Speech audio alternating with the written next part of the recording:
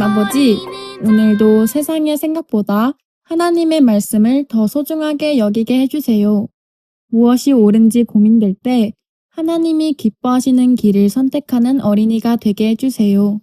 예수님 이름으로 기도합니다. 어린이 여러분, 만약 반 친구들이 모두 이게 제일 멋있는 거야 라고 말하면 여러분도 따라서 하고 싶을 때가 있지요. 친구들이 모두 어떤 게임을 하거나 어떤 물건을 가지고 있으면 나도 꼭 가져야 할 것처럼 느껴지기도 합니다. 사람은 주변의 생각과 행동에 영향을 많이 받기 때문입니다. 고린도라는 도시도 그랬습니다. 당시 고린도에는 하나님이 기뻐하시지 않는 여러 생각과 문화가 가득했습니다. 사람들은 내가 즐거우면 무엇이든 해도 괜찮아 라고 생각하기도 했고, 반대로 몸은 중요하지 않으니 아무렇게나 살아도 괜찮아 라고 생각하기도 했습니다. 또 남자가 여자보다 더 중요하다고 생각하는 사람들도 있었습니다. 문제는 고린도 교회 사람들도 이런 세상의 생각에 영향을 받고 있었다는 것입니다. 예수님을 믿고 있었지만 세상 사람들의 생각과 하나님의 말씀 사이에서 무엇이 옳은지 혼란스러워했습니다. 그래서 결혼과 가정생활에 대해서도 바울에게 여러 가지 질문을 했습니다. 바울은 그들에게 세상의 생각을 그대로 따라가지 말고 하나님의 뜻을 생각하라고 가르쳤습니다. 하나님을 믿는 사람에게 가장 중요한 기준은 다른 사람들이 어떻게 살아가는가가 아니라 하나님은 무엇을 기뻐하시는가 이기 때문입니다. 우리에게도 비슷한 순간이 있습니다. 친구들이 모두 다른 친구를 놀리고 있을 때 함께 웃고 싶을 수도 있습니다.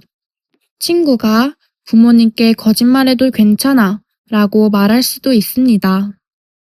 인터넷이나 영상에서 자주 보는 모습이 마치 당연한 것처럼 느껴질 때도 있습니다. 하지만 많은 사람들이 한다고 해서 그것이 언제나 옳은 것은 아닙니다. 이럴 때 우리는 한 가지 질문을 해볼 수 있습니다. 예수님이라면 어떻게 하실까?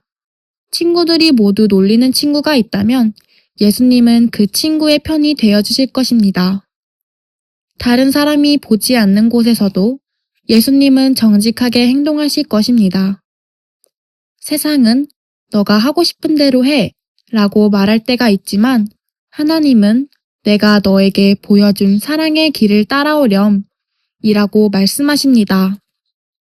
우리는 세상 속에서 살아가지만 세상의 모든 생각을 따라가는 사람은 아닙니다. 하나님의 말씀을 기준으로 살아가는 사람입니다. 때로는 친구들과 다른 선택을 해야 할 수도 있습니다. 그래서 조금 이상하게 보이거나 손해를 보는 것처럼 느껴질 수도 있습니다. 하지만 하나님이 기뻐하시는 길을 선택하는 것이 결국 가장 좋은 길입니다. 오늘 하루 무엇인가를 선택해야 할 때 다들 그렇게 하니까 라고 생각하기보다 하나님은 어떻게 하기를 원하실까? 라고 먼저 생각해 보세요. 세상의 목소리보다 하나님의 말씀을 따라가는 어린이가 되기를 바랍니다. 우리 함께 말씀을 생각하면서 이런 질문들을 생각해 볼까요? 친구들이 하기 때문에 나도 따라서 했던 일이 있나요? 많은 사람이 한다고 해서 항상 옳은 것은 아닐까요? 오늘 내가 하나님을 따라 선택해야 할 한 가지는 무엇인가요?